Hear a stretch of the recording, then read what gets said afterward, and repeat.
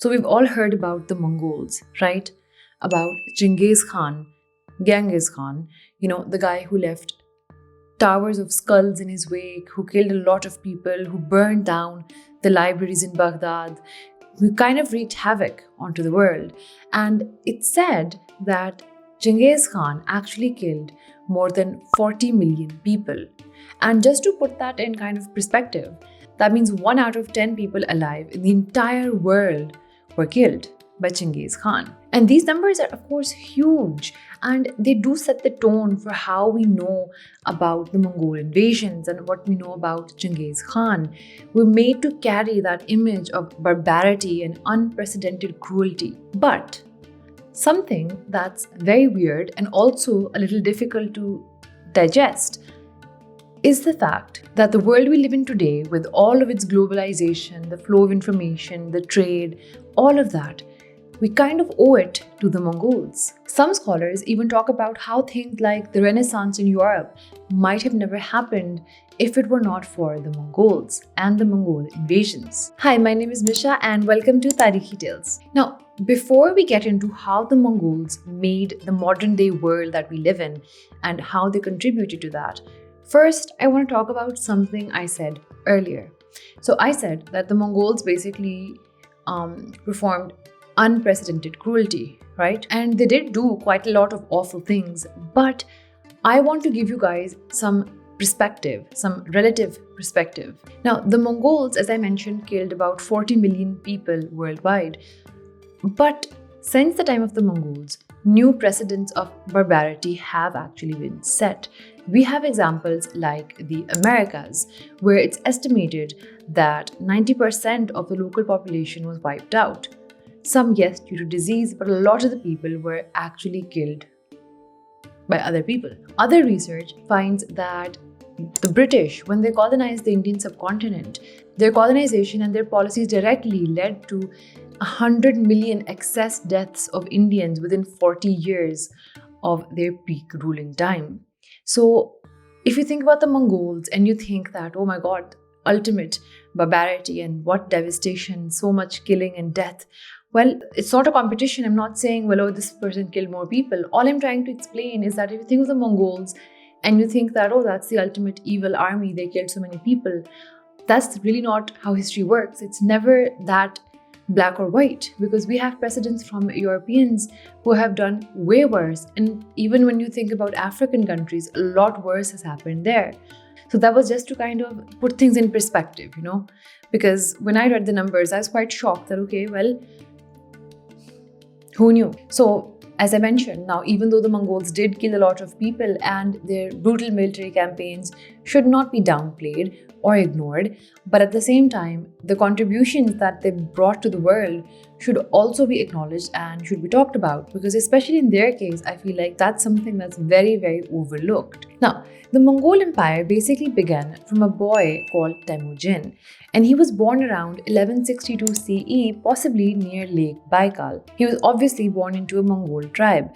Now, we get some idea of the early life of Temujin through this book called The Secret History of the Mongols, which kind of gives like an account of his early life, but also has a lot of contradictions, and a lot of people question how accurate everything is within it. It was published several decades after the death of Genghis Khan himself. So basically, Temujin's early life was kind of marked with a lot of hardships, including the murder of his father by the Tatars when Temujin was just 9 years old. So this kind of led the tribe to abandon Temujin and his family, and they had a really tough time in the world. They had to kind of go on by foraging and hunting for food, and the climate of the steppes was very extreme, very harsh. So he really did have a very difficult life in the beginning. So Temujin really had to show a lot of resilience and a lot of leadership to overcome things like enslavement even by other tribes and all. We won't go into the extreme details of all of his life. I'm just going to tell you a gist. He was enslaved by rival tribes, but then he escaped and he started forming alliances, and eventually he was able to take his revenge on the Tatars that had killed his father. And eventually, through using different methods like diplomacy sometimes and sometimes warfare, Temujin eventually did something which was very difficult at that time, which was to unite all these different Mongolian tribes. It's said that he did inspire a weird kind of loyalty within people.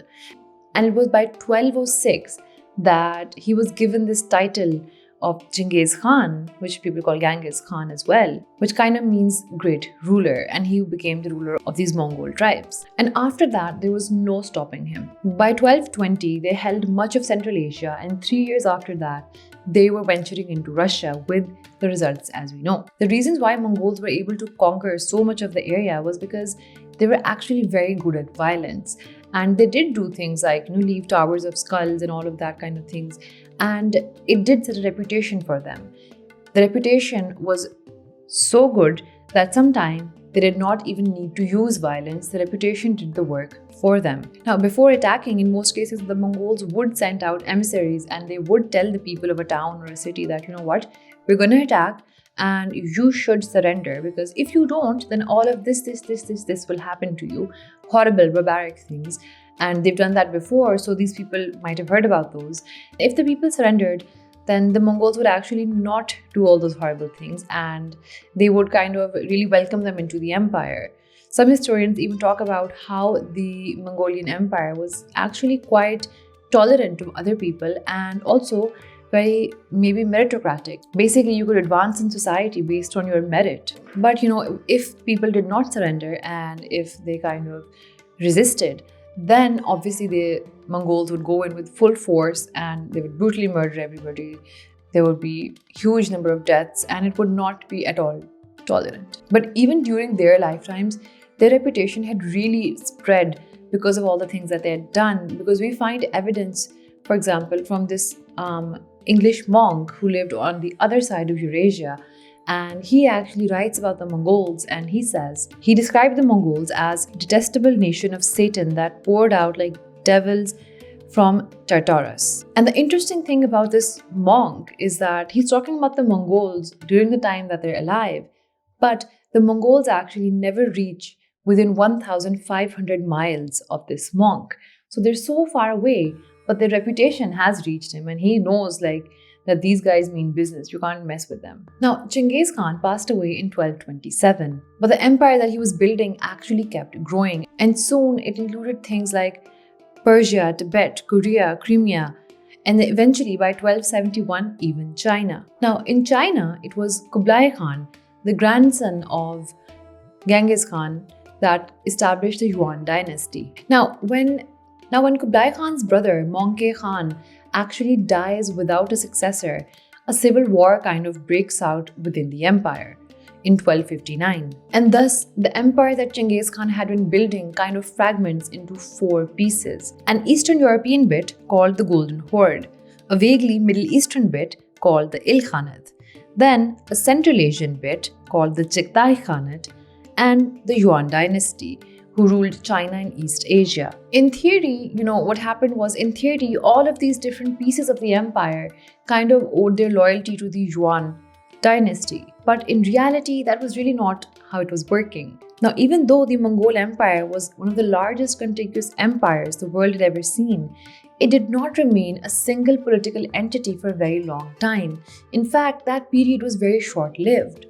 It was divided then into 4 different empires. But even with the division, the landmass, which kind of encompassed the landmass where all of these new dynasties were, did have something called the Silk Route. Now, the Silk Route was 4,000 miles of this route which kind of carried caravans, culture, music, all of these things to different areas. And it was in use for a very long time. Actually since the 2nd BCE. But by this point, because it kind of lied, because it was such a long route and it lied in different areas governed by different people, the route had become very unsafe. So trade and all of those things had kind of died down a lot because there would be local people asking for taxes, there would be bandits on the roads, it wasn't safe. And the actual trade which happened by the Silk Route had very much decreased in the years before these Mongol invasions. But what ended up happening is that even though the empire was fragmented, something all of these different fragments of empire kind of kept up was an open border and a free trade kind of policy. And the Mongols actually worked hard for this. They made some changes for this to happen because they really did value merchants a lot. Because the Mongols have historically had a nomadic lifestyle, so they can't really make a lot of things for which you need, settled workshops. So in their minds, people like merchants and all are very, very valued because they are bringing them stuff, which can only be made in settled communities, right? But they also need to use the stuff. Now, in other cultures, like in China, for example, merchants were kind of looked down upon because they're not producing things, they're just trading things. But for the Mongols, they were really important. Now, even though nobody's saying that this was the main goal of the Mongols, to bolster trade and all of that, but it was really like something that happened because of their policies. And in fact, there was so much increase in trade and communication and all of that sometimes people refer to as that time period as like the Pax Mongolica. But the Mongols had actively introduced policies to help trade. A network of relay stations and caravanserais were built along the routes of trade to kind of help these travelers. They also built orthogs, which were trade associations with official backing from the Mongolian Empire, which are basically like trade associations where merchants could pool their money, their resources, their risk as well. It was like an insurance scheme. They would also lend merchants money at low interest rates to be able to grow trade. And now, even though I know, like, when you think of the Mongolian time, because of how it's been depicted in like mass media and how we've heard the history of it, it's mostly about the devastation that was caused while building the empire. And yes, that was huge and horrible. But after all of that, after the empire had been built, it really was a golden age of free trade. A lot of historians talk about how things and works like the travels of Marco Polo kind of come out during this time when the Mongols are kind of ruling all of this land, because maybe for the first time after a very long time, it was actually possible for an Italian dude to kind of go back and forth from Venice to all of these areas in the world as a traveler without kind of being hunted down and killed. Previous to this time, it might not even have been possible. And historians talk about how once the Mongols had kind of stabilized the lands, they did not discourage or obstruct relationships with foreigners. They were not hostile to foreign travelers, even those travelers who'd come from nations which had not kind of submitted to the Mongols, who were not cooperating with them. The travelers within the Mongolian Empire were kind of welcome. They permitted European convoys, merchants, and goods to travel as far as China for the first time. And because of that, Asian goods and Chinese goods were actually able to reach Europe along the caravan trails or along the Silk Route. And it kind of created a demand in Europe for these products, which were quite unique to Asia and China. And some historians talk about how this increase in demand was actually something which led the Europeans to look for sea routes and all of those things to go to Asia and to kind of, increase trade, because there's now a demand for these luxury items which one can get from such lands. And in a way, some historians talk about how the age of exploration of Europe is kind of also inspired in part by these Mongol invasions, because they set up this area of free trade and travel and communication. There are also other historians which also talk about how the age of exploration was kind of also helped along because of the Ottomans, and because the Ottomans were not allowing Europeans later on, because Ottomans come after this time period. But one of the factors where Europeans had kind of this peaked interest in this region was because the Mongols allowed their access to this area, because the Mongols allowed them to access this area and its goods. And when you think about it this way, so people like Christopher Columbus, for example, there's a lot of evidence as to Christopher Columbus being very inspired for his journey because of the travels of Marco Polo. Actually, one of the 9 surviving books of Christopher Columbus's library is one of the books is Travels of Marco Polo, with Christopher Columbus's handwriting all over it, making notes, talking about things like this is like highlighting and mentioning things along the margins. So he was very inspired by the works of Marco Polo for his voyage to look for India, which led to the discovery of the Americas for the Europeans. But so in a way, if Marco Polo had not been able to travel, Christopher Columbus might not be able to Christopher Columbus might not have been inspired. It kind of goes into this spiral of things that might not have happened had the Mongols not allowed this kind of free trade and free communication and come and go. How nice would it be today if you could just travel anywhere without visas, without a lot of restrictions? But only some countries can. Other than the exchange of goods, this route and all of this communication also became a path through which Arabic mathematics and all of the innovations that had happened previously in places like Baghdad and all of that, those things kind of got transferred to areas like Europe. So did other useful innovations like banking and insurance. And the area that actually benefited the most from all of this was Europe. How, you may ask? Well, because the part of the Mongolian forces which was kind of advancing on Europe, the Golden Horde, it had already invaded places like Poland and Hungary and had laid waste to a lot of those areas. But in 1242, after Genghis Khan's son Ogdai had died unexpectedly, a succession war kind of broke out. So the conquerors of these areas decided to turn back because internal strife was much more important than Europe. Europe could wait.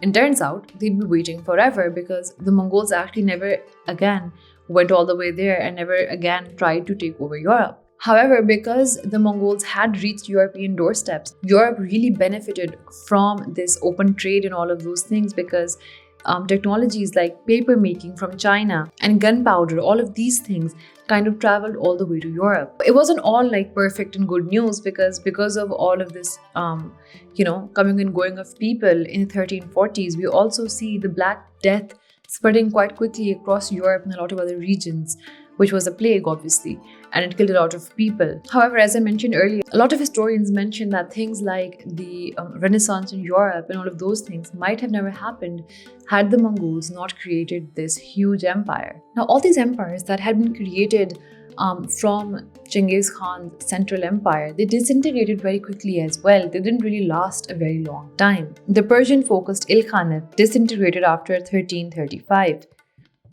The Central Asian Chagatai Khanate after 1347. This happened largely due to the conquests of Amir Timur. In China, the Yuan dynasty actually held on until 1368, but because of a lot of famines that were going on and because of the discrimination against the majority Han Chinese, the Yuan dynasty was overthrown and the Ming dynasty came in its place. In the West, there were some power bubbles which lasted a little bit longer, but not for very long. But even though the entirety of Genghis Khan's empire lasted for a very short time, it wasn't a very long-lasting empire like the Ottomans or even the Mughals. But the effects that it had on a lot of people were very long-lasting. One of the most devastating effects would be on the Muslims, especially in areas like Baghdad and around the Middle East, because when the Mongols had kind of attacked them, they were enjoying this era of, knowledge and wisdom and innovation. And sadly, the level of, advancement they were at, those areas would never go back to that after the Mongol attacks because they had really devastated and laid waste to entire areas during their conquering.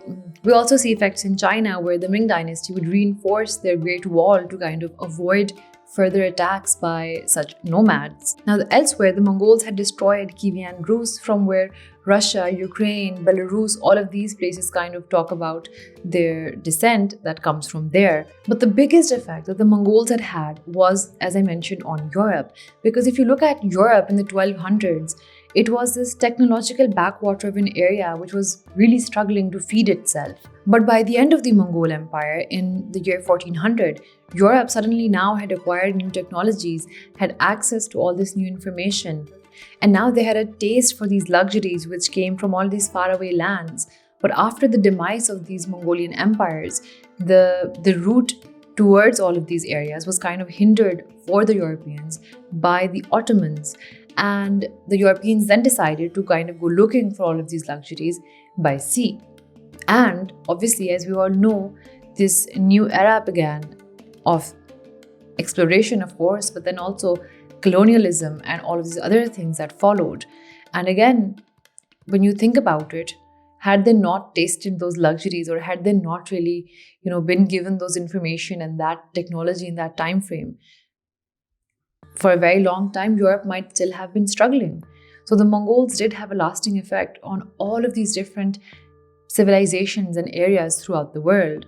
And some of the effects, as we talk about, were actually quite positive. So let me know if you liked this video. Did you guys know about all of this before? I love to hear your thoughts. Tell me down below in the comments. And if you like our channel, consider going on Patreon and becoming a patron. It really helps us out. And I will see you guys next time. Bye.